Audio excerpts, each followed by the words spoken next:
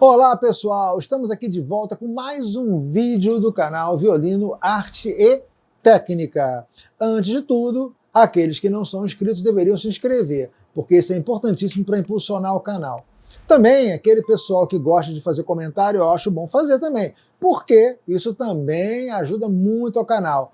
E outra coisa, dê o like e compartilhe. Isso também é essencial. Vamos falar hoje sobre as 10 regras básicas para o bom estudo do violino, de acordo com o professor, violinista e escritor Robert Girl, que fez um livro e lançou esse livro em 1983.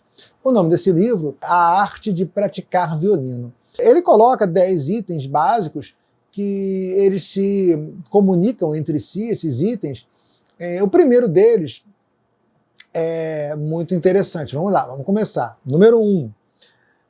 Saiba sempre exatamente o que você precisa praticar e por quê. Por exemplo, se a gente pega uma peça musical como czardas, né, ou chardas, como os ciganos falam, nós precisamos saber exatamente o que vamos fazer. Então, por exemplo, nesse caso aqui, vamos supor que eu tenha que fazer um arpejo, né, de dó.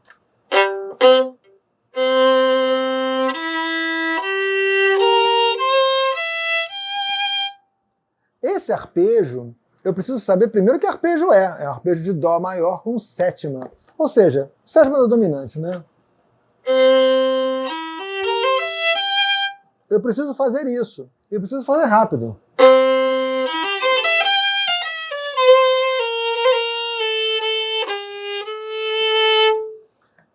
Para eu fazer isso, se ele está errado, eu preciso saber que, primeiro, que ele está errado. Eu preciso ter essa noção. E eu preciso também saber quais são os intervalos. Terça maior, quinta justa, sétima menor. Eu preciso saber isso e ter isso na minha mente. E saber também que efeito um acorde de sétima da dominante ele dá, né, nessa música aí. Qual é o efeito que ele tem? Qual é o som de um acorde de sétima da dominante? Se eu não sei o que é isso, vai ser difícil eu acertar esse tipo de arpejo. Porque o arpejo nada mais é que um acorde tocado de forma melódica. Então, o que eu vou fazer? Vou ter que parar nessa parte, saber que eu estou errando nessa parte e trabalhar essa parte várias vezes.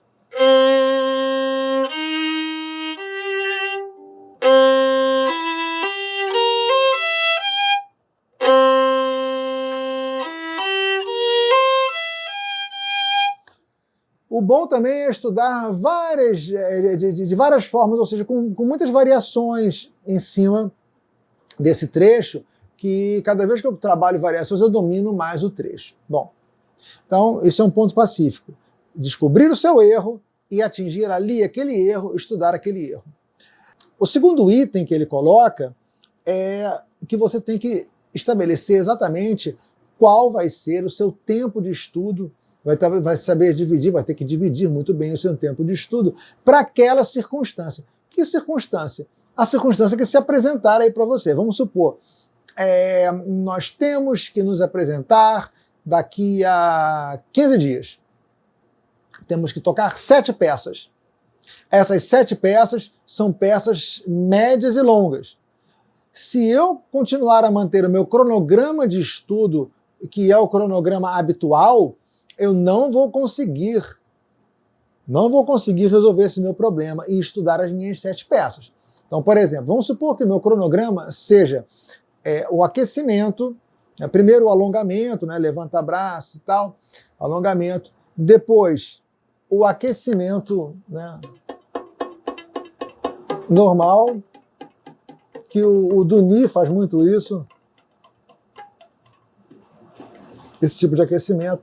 Depois disso, estudar o Schradek. Depois disso eu teria que estudar escalas, ou então escalas primeiro, Schradek depois cordas duplas, depois mudanças de posição, depois alguma coisa tipo Rancite, ou Mazas, ou Kreutzer, ou Fiorillo, algum método desse, depois uma peça X, uma peça Y. Se eu for manter esse cronograma e no final ainda ter que estudar 7 peças para uma apresentação daqui a 15 dias, eu não vou conseguir fazer isso. Então, qual é a ideia? Corte os estudos do Rancid ou do Kreutzer e tal, faça apenas escalas e depois o repertório.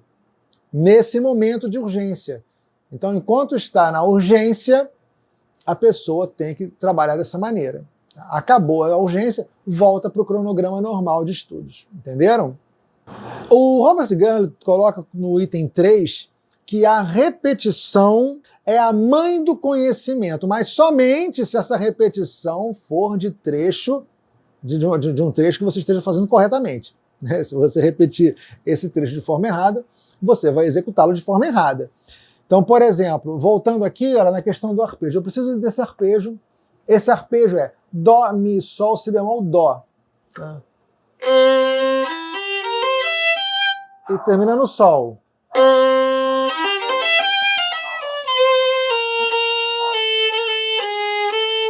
Então eu preciso fazer, ó, com o Mi natural. Mas aí eu erro sempre e boto o Mi bemol, né? Eu vou repetir errado e vai sair um acorde de Dó menor com sétima menor. Então vai sair completamente errado. E eu vou sempre repetir isso. Vai chegar na hora da minha execução, eu vou executar errado. Então a execução, a repetição, melhor dizendo, ela só pode ser feita, ela tem que ser feita de uma forma correta para o estudante ter um bom resultado. E a repetição é também a mãe da educação. A base da educação é a repetição. Tá? Ele também fala agora no item 4 que nós devemos praticar rapidamente, mas lentamente também. Então, tocar rapidamente, isso não é novo, né? O Guilherme Fontainha, no seu livro de piano, também ele fala isso. E vários outros falam isso, vários outros músicos e professores falam isso, né? Isso aí é a regra geral. O cérebro ele precisa ter um tempo para poder estudar aquela melodia, para poder entender como você vai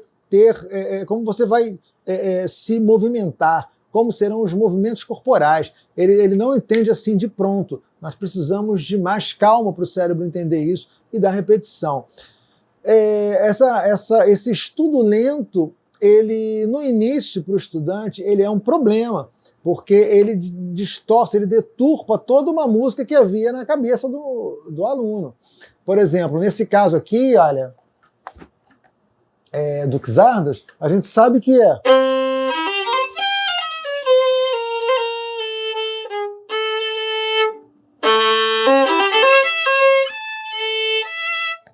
Eu sei que ela é rápida assim, mas quando você para e faz de forma lenta, nota por nota, você tem que ter a nota na cabeça, e aí fica muito mais difícil memorizar esse tipo de som. Por exemplo, eu não vou fazer. Não, eu vou fazer.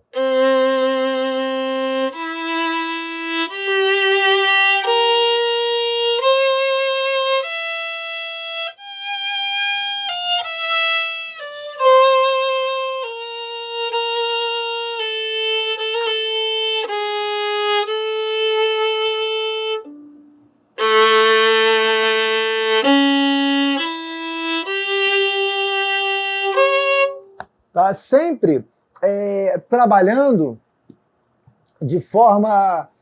Como é que eu vou explicar? Com muita cautela. Com muita cautela.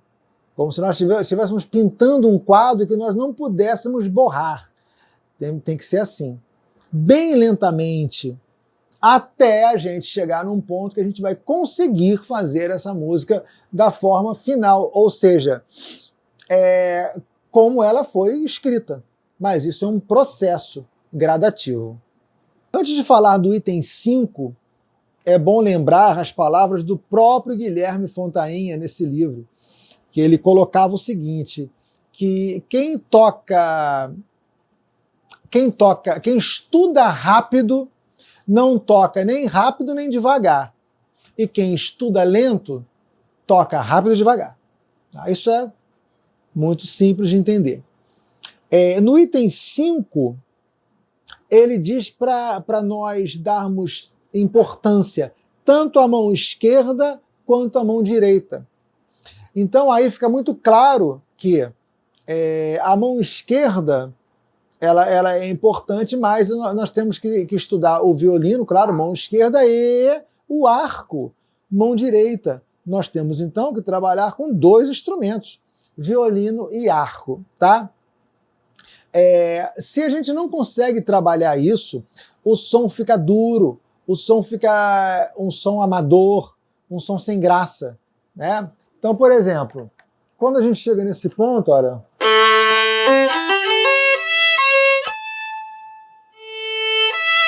Repare que eu fiz, ó.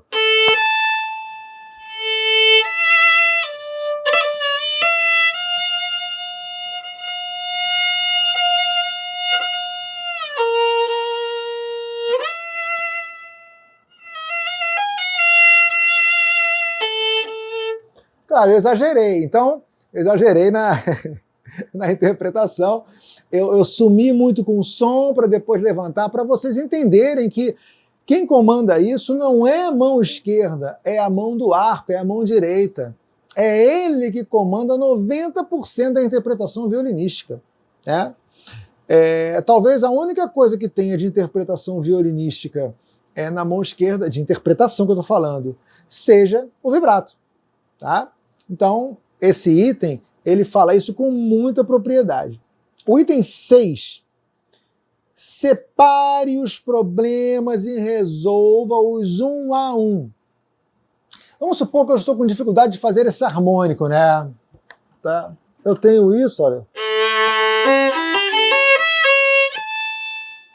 Eu tenho dificuldade disso. Então, eu preciso trabalhar essa parte.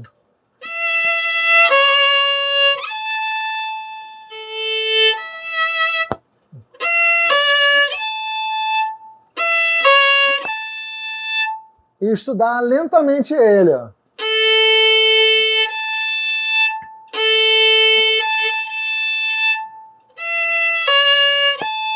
Ou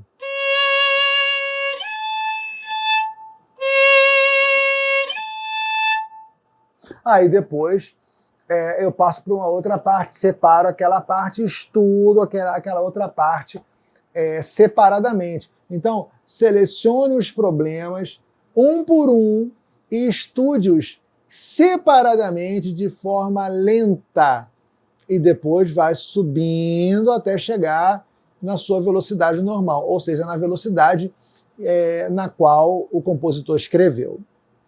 No item 7, ele coloca o seguinte, que estude as partes difíceis no contexto, ou seja, essa regra ela complementa a regra anterior.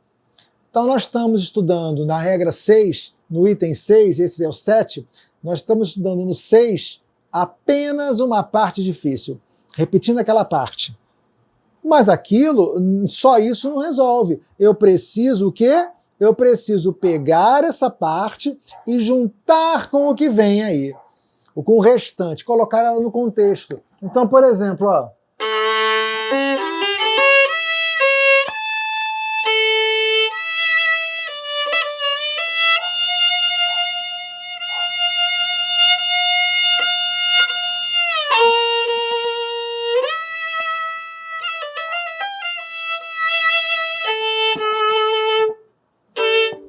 Tá? Então eu preciso encaixar esse meu harmônico ao restante da peça.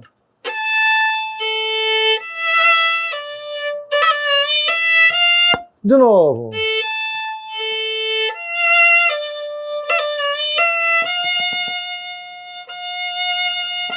E assim vai. Então, eu vou tocando, estudando partes difíceis e colocando elas num contexto, num contexto maior. Sempre assim.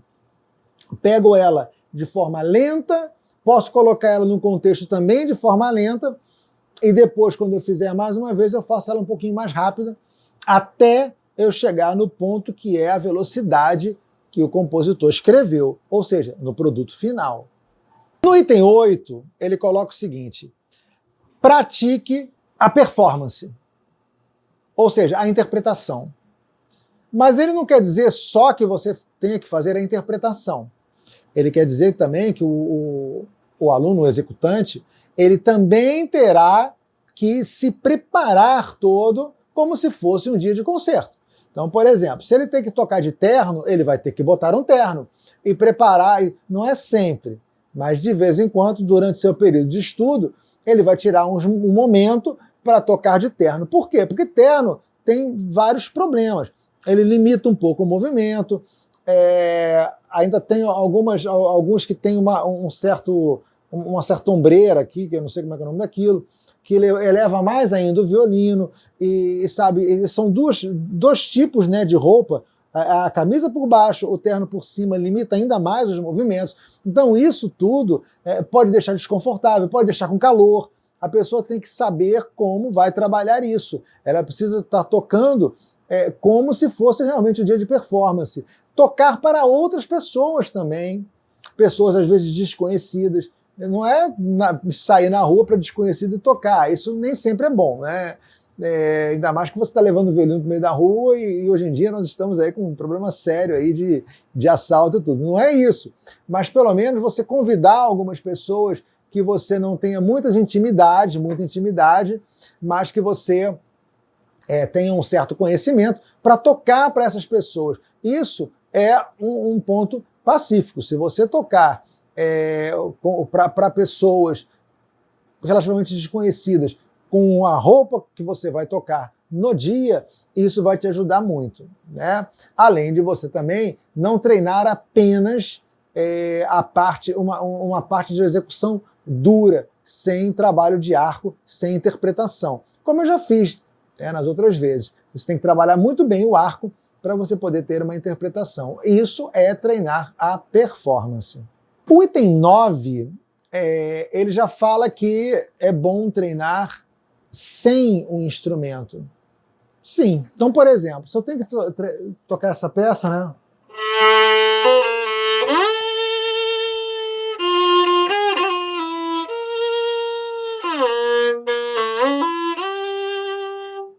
Eu tenho que tocar essa peça, eu posso fazer ela, memorizar ela, sem o instrumento, por exemplo.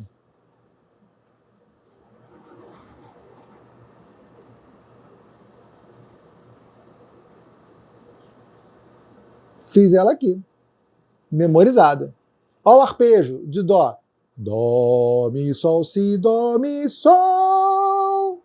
Dó, Mi, Sol, Si, Dó, Mi, Sol. Tá memorizada. Esse é um ponto crucial.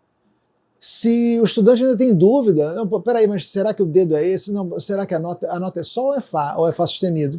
Aí ainda está cru. Tem que trabalhar melhor isso, tá?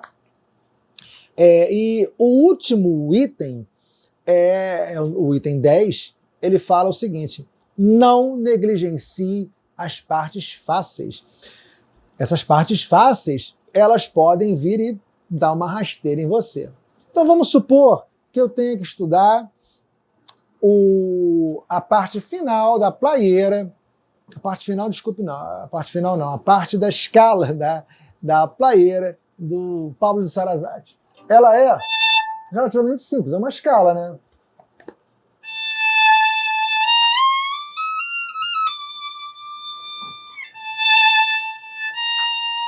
Tá? Essa escala ela é com Si natural, né, por exemplo.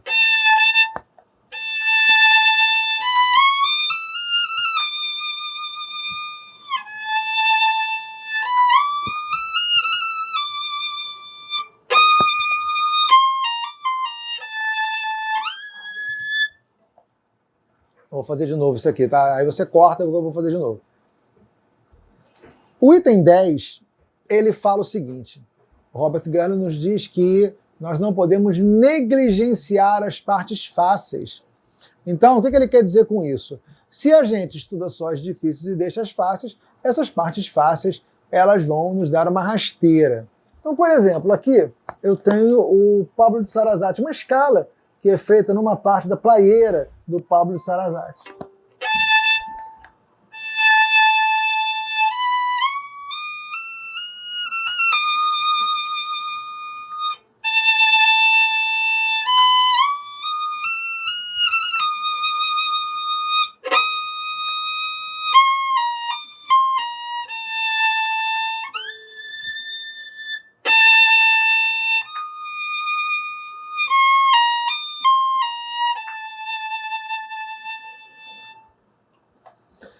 Essa parte é muito fácil. Vamos supor que eu ache que o salto que eu dou, esse salto de oitava, ele é um problema e eu tenho que ficar estudando ele muito. Eu só vou ficar nele e não vou fazer a escala. A escala eu acho fácil, então vou largar para lá. Vou ficar só no Sol.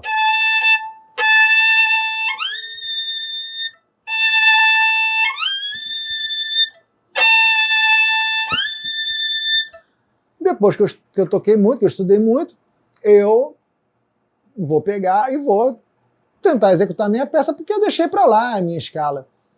Vou errar. Eu tenho que executar isso e também a escala. Eu tenho que dar a mesma importância para a parte difícil e para a parte fácil. Tá?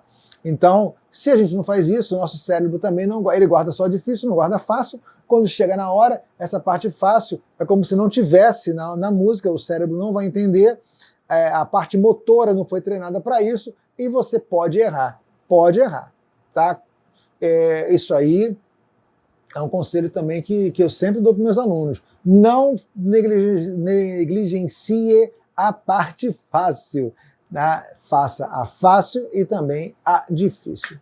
Espero que tenham gostado desse vídeo, um vídeo importantíssimo que merece um compartilhamento, merece comentários, merece um like e merece inscrição. Nos veremos no próximo vídeo.